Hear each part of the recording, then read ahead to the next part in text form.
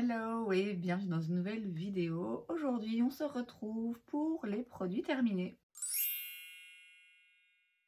En réalité, il n'y a pas que des produits terminés. Il y a aussi malheureusement des produits que j'ai dû jeter. Je vous ai fait récemment un tri de ma salle de bain et des produits qui s'y trouvaient. Et malheureusement, il y a quelques produits dont j'ai dû me séparer parce qu'ils étaient plus bons, parce que ouverts depuis très longtemps. Et je me dis, allez hop, débarrasse-toi de ça, tu les mettras plus de toute façon. Donc d'abord, j'ai le gommage pour le corps de chez Sand and Sky que malheureusement, j'aurais pas eu l'occasion.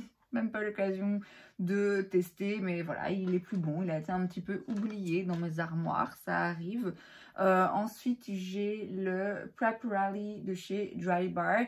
J'ai utilisé quelques fois, c'est un spray pour protéger les cheveux de la chaleur. Je peux pas dire que j'ai remarqué une différence en termes de du rendu, de la texture de mes cheveux. Maintenant, est-ce que concrètement, il protège la chaleur? Bon, j'en sais rien. Là, ici, je m'en débarrasse parce qu'il y a des taches bizarres à l'intérieur. Enfin bref, il est plus bon à mon avis et je m'en sers jamais. Donc, ça va à la poubelle. Pareil pour deux petites crèmes hydratantes de chez Clinique que j'ai utilisées. Alors, il y en a une, c'est la gelée hydroassainissante, tellement différente, anti-imperfection. Ouais, ok, je ne peux pas en dire grand chose parce que je ne m'en rappelle pas particulièrement. Et puis la gelée hydratante tellement différente, anti-pollution. Celle-là, elle était sympa à l'application, mais après, je peux pas dire que j'avais l'impression que ma peau soit hydratée. Raison pour laquelle, voilà, je les ai jamais terminées, donc je m'en débarrasse. Et enfin, chez The Ordinary, j'ai trois produits. J'ai le rétinol 1% dans du Squalane que j'ai utilisé, mais le rétinol, j'aime pas l'utiliser sans supervision, sans savoir vraiment ce que je fais. Donc voilà, et puis j'ai pas vraiment vu de différence. J'ai la solution de peeling 30% AHA et 2% BHA. C'est le masque rouge là, vous voyez. En fait, j'ai d'autres masques de ce genre que je trouve très très efficaces. Celui-ci, à part le côté instagrammable, non, sans plus, donc je ne l'ai plus jamais utilisé, donc je m'en débarrasse. Et enfin, la solution à la caféine, 5% pour le contour des yeux. Je l'avais utilisé quelques fois. Je sais pas pourquoi j'ai arrêté de l'utiliser, mais du coup, c'est plus bon. Ensuite, en produit pour le corps, j'ai deux huiles de chez Kruidvat. J'ai celle avocat et huile d'argan et l'autre c'est fleur de tournesol et huile de jojoba. Je les ai déjà utilisées toutes les deux une fois avant. Il me semble, je crois que je préfère cette odeur. J'arrive même plus à sentir une différence. Peut-être qu'elles sentent la même chose en fait. Mais bref, j'en ai encore une entamée. Elles sont très bien ces huiles. Elles coûtent vraiment pas cher et c'est des huiles donc elles font ce qu'elles sont censées faire.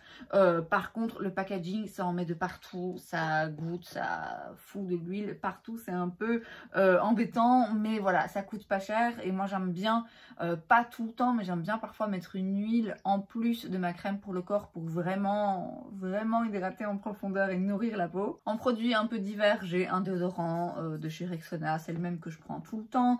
Le dissolvant de chez Kruidvat, c'est le même que je prends tout le temps. Toujours pour les ongles, j'ai deux Quick Dry Top Coat de chez Catrice. C'est les vernis, mes couches de finition que je mets toujours. J'arrive jamais à les finir à 100%. À un moment donné, elles durcissent un petit peu trop. Donc voilà, mais elles coûtent 2-3 euros. Donc à chaque fois, je les rachète. Et puis j'ai deux vernis qui sont vieux, qui étaient secs, qui devenaient inutilisables, mais que j'ai racheté depuis parce que c'est vraiment des teintes que j'adore. Tout d'abord, la teinte Ibiza Feeling, c'est donc un vernis blanc que j'aime beaucoup mettre surtout l'été, donc j'en ai repris un qui en plus était en réduction chez Boozy Shop. Et j'ai un nude, c'est la teinte Roses Are Rosy, pareil, je l'ai racheté, je l'ai en dessous d'un top coat ici. J'ai un gloss, enfin un soin pour les lèvres de chez Copari, c'est le Lip Glossy dans la teinte Clear, du coup il est transparent. Ça sentait la noix de coco si mes souvenirs sont bons. Ouais, c'est ça, noix de coco, donc si ça vous plaît pas, ça vous plaira pas. Alors j'ai beaucoup aimé ce produit, il était sur ma table de nuit en fait, donc tous les soirs avant de dormir j'en mettais. Il hydrate bien les lèvres, franchement il est très agréable. La chose que je peux lui reprocher, c'est qu'il est assez liquide et donc je trouve que le packaging n'est pas forcément adapté. Le tube se presse pas assez et puis tout à coup il y en a trop qui sort. Enfin bref, le mix packaging et texture du produit, c'est pas le meilleur, mais je l'ai vidé, il était vraiment très bien. Effet exceptionnel, j'ai un produit make-up, ça n'arrive pas très souvent, hein, qu'on se le dise, j'en ai tellement que c'est rare que je vide quelque chose. Mais là, j'avais pour but de le vider, je l'utilisais tous les jours en fait quand je travaillais. Et je me disais, allez, continue à l'utiliser jusqu'à ce qu'il soit vide. C'est le Stay Spray de chez Tarte, c'est donc un spray qui fixe le make-up. J'ai rien de négatif à dire, maintenant je sais pas s'il a fait une grande différence, je l'ai pas testé en mode moitié-moitié. Maintenant voilà, il était agréable à utiliser et puis en tout cas il faisait l'effet que j'attends d'un spray en première utilisation, c'est-à-dire de un petit peu tout fondre ensemble. Voilà, c'était un spray, je pense pas que je rachèterais celui-là particulièrement. En produit solaire, j'ai l'huile sèche de chez Corinne de Farm Indice 30. J'aime beaucoup l'odeur. Elle sent mon oeil, elle sent les vacances. Hein. Je l'avais utilisée l'année dernière en vacances. Du coup, je l'ai terminée ici. Bon, il reste une mini goutte, mais ça fait plus d'un an de toute façon qu'elle est ouverte et il n'y a plus assez pour vraiment réussir à l'utiliser. Je suis susceptible de la racheter très franchement, d'autant plus que j'ai racheté un produit solaire récemment chez Garnier, mais il n'est pas assez huileux. Alors ça peut paraître bizarre parce que je sais que c'est le côté huileux. C'est ce qui dérange parfois des gens dans les produits solaires. Moi justement j'aime bien une huile solaire, j'aime bien que ce soit une huile, vous voyez, j'aime bien que ce soit gras et huileux. Bref, celle-là je pense très franchement que en fait je vais la racheter et que d'ici là à ce que vous voyez cette vidéo, je l'aurai déjà racheté et j'ai utilisé en vacances. Un produit solaire par contre que je rachèterai pas, et à vrai dire il n'est pas à 100% terminé, mais c'est bon là, j'en ai ma claque.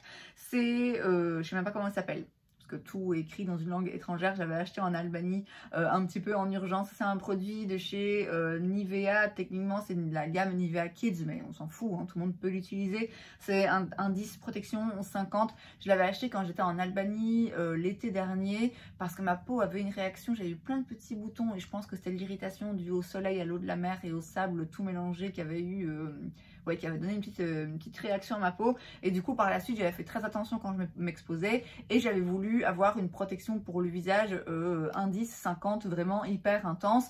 Alors oui effectivement c'est indice 50, c'est hyper intense, mais c'est un roll-on. Alors déjà finalement, on se dit ça va être pratique. Non, c'est pas si pratique que ça parce que j'arrive jamais à voir si j'en mets assez. C'est chiant, le roll-on il roll-on pas vraiment. Vous voyez, c'est pas le packaging, je suis pas fan.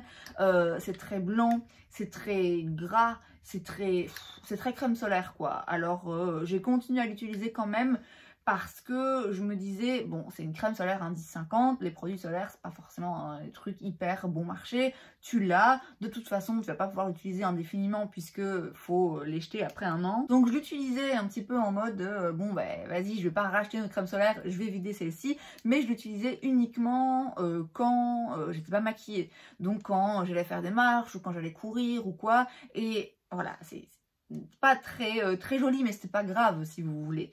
Par contre, ça fait 2 fois maintenant que j'ai ici, près des yeux, au contour de l'œil et aussi un petit peu sur la paupière, des petites plaques sèches. C'est la 2e fois que ça m'arrive en, je dirais, 3 semaines. Et en fait, ces derniers temps, j'ai utilisé toujours les mêmes produits, puisque je travaille et enfin... Au moment où je vous filme cette vidéo, je suis en train de terminer de travailler et vous la verrez, ce sera fini depuis bien longtemps. Mais bref, j'ai rien utilisé de différent dans mes produits.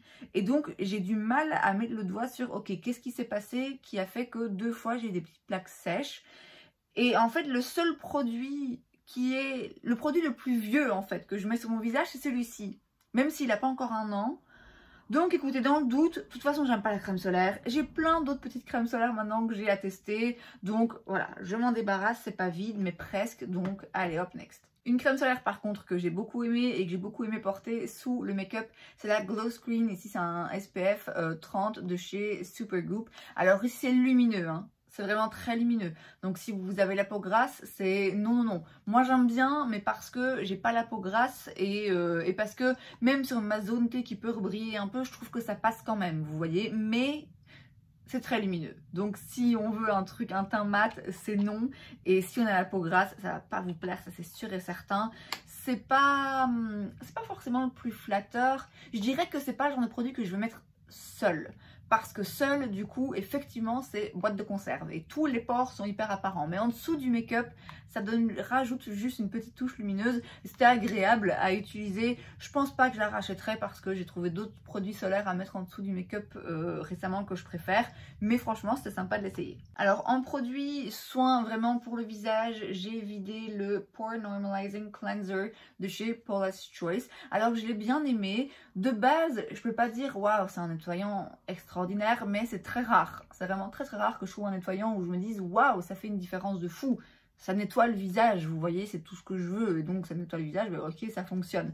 Maintenant, je dois avouer que celui-ci est pas mal parce que il est justement pour les peaux à tendance acnéique, donc c'est un nettoyant qui va vraiment venir bien nettoyer et purifier la peau, et malgré tout, il n'est pas asséchant. Pour le moment, j'utilise un de chez La Roche-Posay dans la gamme Effaclar, et moi je trouve qu'il me tiraille quand même un petit peu. Alors c'est pas grave parce que par-dessus, je viens mettre tous mes produits hydratants, donc je le sens pas.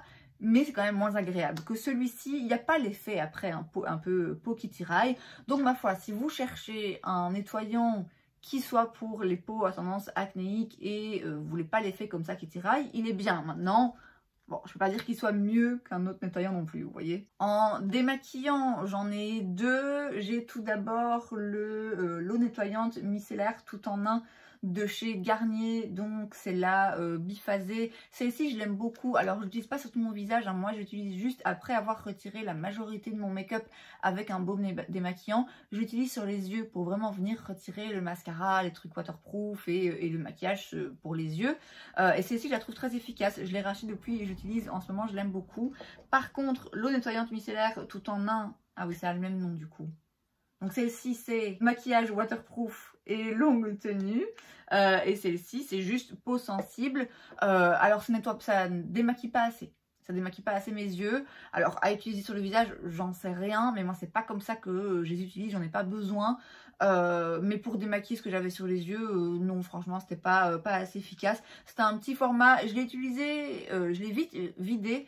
Parce que déjà, il s'était un jour vidé dans une trousse, donc il me restait déjà plus tout le produit. Et je vous dis, j'avais l'impression que je vais vraiment en mettre pas mal pour que ça fonctionne, donc ça, je ne le rachèterai pas. Chez Medik8, j'ai le Press and Clear Exfoliating 2% BHA Tonic. Donc c'est une lotion tonifiante. C'était pratique en termes de packaging parce qu'on twist ça et puis on met le coton et on appuie. Donc le packaging est très bien. Le produit, pas mauvais, mais ça ne vaut pas ma lotion du même genre de chez Paula's Choice que j'ai racheté depuis et que j'ai recommencé à utiliser. Je vois vraiment la différence. Donc ça, je l'avais eu dans une box, il me semble, Cult Beauty. C'était sympa de l'utiliser, c'était pas mauvais, mais je vois pas le résultat aussi bien qu'avec celle de chez Paula's Choice, donc je rachèterai pas particulièrement. Chez Tower 28, j'ai le spray protecteur quotidien pour le visage. Alors c'est un petit spray qui vient apaiser, purifier et régénérer la peau. Solution plaisante pour la peau mécontente, utilisée au quotidien matin et soir avant d'appliquer un hydratant pour tout type de peau, incluant la peau sensible. C'est sans parfum, sans alcool, sans huile, sans cruauté et vegan. C'était un petit produit que j'aimais bien mettre. Je prenais avec moi quand j'allais à la salle de sport et après ma douche, j'en mettais avant de mettre justement mon petit sérum, ma petite crème hydratante. Je peux pas dire que j'ai vu une différence. Je l'utilisais après le sport parce que j'avais entendu dire, et après ma douche d'après sport, j'avais entendu dire que c'était un spray qui était assainissant et donc ça pouvait être intéressant de l'utiliser. Mais quand justement on avait pas mal transpiré, voilà, j'ai rien vu de particulier. Il y a plein de gens qui adorent ce produit. Je sais pas, le spray me plaisait pas particulièrement. J'avais l'impression que j'en mettais à moitié sur le visage. Enfin, voilà, ça j'y ai pas, il me semble pas que j'y ai accès facilement. Je l'avais acheté à New York. Je pense pas que ce produit soit en vente sur Cult Beauty. Je le reprendrai pas, je pense. Chez 111 Skin, j'ai la crème régénératrice que j'avais commencé à utiliser quand j'étais partie chez Sandrine quelques jours et que j'ai terminé entre deux crèmes hydratantes. Oh non, aucune différence, je vois pas, c'est pas une crème particulière d'après moi. Chez Glow Recipe, j'ai mon Guava Vitamin C Dark Spot Serum que j'ai bien aimé. J'aime bien l'odeur parce qu'il y a une petite odeur fruitée agréable et en même temps c'est pas trop, l'odeur est pas trop imposante non plus. Le packaging est mignon, mais par contre pas très pratique à la prise en main, j'ai trouvé. C'était agréable à utiliser, à appliquer. Je peux pas dire que j'ai vu une différence par rapport à mes taches de pigmentation. J'ai quand même l'impression que là, mes cicatrices de boutons commencent à disparaître, mais je sais pas si c'est forcément dû à ça ou juste au fait que j'ai de moins en moins de boutons. J'en sais rien, c'était pas un mauvais sérum, mais Glow Recipe, c'est pas forcément les produits les moins chers. Donc je sais pas si je rachèterais celui-là particulièrement. Chez La Neige, j'ai ma Waterbank Blue Hyaluronic Cream. Moi, j'ai la version ici pour peau mixte à grasse. Et en fait, celle-ci était plus légère que celle que j'avais avant et je préférais celle que j'avais avant. Ils ont changé le packaging aussi depuis. Avant, donc, c'était un packaging rond bleu, beaucoup plus lourd en verre, plus imposant. Et moi, dans cette crème-là, j'avais pour, je pense, peau normale à sèche, il me semble. Alors du coup c'était beaucoup plus riche, mais j'aimais beaucoup la mettre le soir et je trouvais vraiment qu'elle l'hydratait et qu'elle nourrissait ma peau. Je la trouvais vraiment incroyable. Et quand je l'ai racheté, donc je vous dis ils ont changé le packaging, c'est à ça maintenant que ça ressemble. Et quand je l'ai racheté, j'ai pris donc la Waterbank sans faire attention. Et donc celle-ci c'est pour peau mixte à grasse et j'ai pensé tant mieux parce que j'ai plus une peau mixte que vraiment sèche. Sauf qu'en réalité, je pense que quand même la version peau sèche est plus hydratante pour moi. Celle-ci, elle est beaucoup plus légère. Et en fait, là, la crème, c'est plutôt un gel. Et à l'intérieur, vous avez des petites billes d'hydratation. Alors, c'est agréable. Et je pense que pour porter en crème de jour, ça peut être intéressant. Surtout si, justement, on a la peau grasse et qu'on veut un truc léger. Mais c'est vrai que du coup, elle m'a moins plu que l'autre. Donc, je suis pas contre de racheter l'autre que j'avais avant, pas celle-ci. Et enfin, j'ai fait des masques de chez Sephora. J'en ai fait un autre aussi, j'avais fait des patchs pour les yeux, mais j'ai jeté l'emballage par réflexe. Donc j'ai fait le masque vitamine à la papaye, vitamine C. C'est voilà, des masques en tissu, vous voyez, on le pose, puis on peut pénétrer le produit. Je trouve toujours ça agréable. Je peux pas dire que je vois une différence, un avant-après dingue, c'est juste une expérience agréable. Et j'ai fait le masque pour les pieds à la coco. C'était le dernier qui me restait, j'adore et j'avais les pieds hyper secs et ça vraiment je vois la différence, c'est tellement agréable. Je voudrais bien m'en racheter, me refaire une petite réserve. Donc ça oui, c'est des produits que je suis susceptible éventuellement de racheter parce que c'est fun à avoir et je vous dis c'est un petit moment comme ça, un petit peu spa. C'en est donc tout pour ces produits terminés et périmés. La boîte était vite remplie avec justement tous les produits que j'ai dû jeter. Donc il était temps que je filme cette vidéo. Je vais pouvoir vider la boîte et recommencer à la remplir. Et c'est donc tout pour cette vidéo, j'espère que ça vous a plu. Si c'est le cas, n'hésitez pas à laisser un like. Vous pouvez aussi vous abonner à ma chaîne parce que c'est gratuit, donc pourquoi pas. Et moi, je vous dis à la prochaine fois. Bye!